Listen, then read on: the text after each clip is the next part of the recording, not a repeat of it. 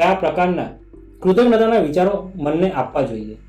જો આ વિચારો મનને રોજ આપવામાં આવે તો તે રોગ કોઈ પણ જાતની દવા વગર જડમૂળથી મટી જાય છે તેવા પણ ઘણા બધા પ્રમાણો જોવા મળ્યા છે. આમ ગ્રેટિટ્યુડ એટલે કે કૃતજ્ઞતાના ભાવથી કેન્સર જેવા રોગો મટે છે, જેના મૂળમાં પ્રાપ્તિનો વિચાર છે.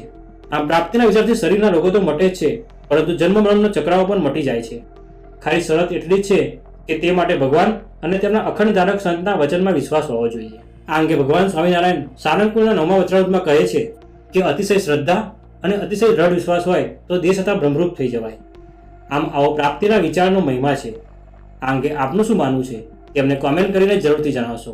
તેમજ આવા જ વિડીયોને માણવા માટે પ્રમુખ પ્રસંગમ ચેનલને સબસ્ક્રાઇબ કરવાનું ના ભૂલશો. આ વિડીયોને વધુમાં વધુ લોકો સુધી શેર કરશો તેમજ વિડીયોને લાઇક કરશો. જય સ્વામિનારાયણ.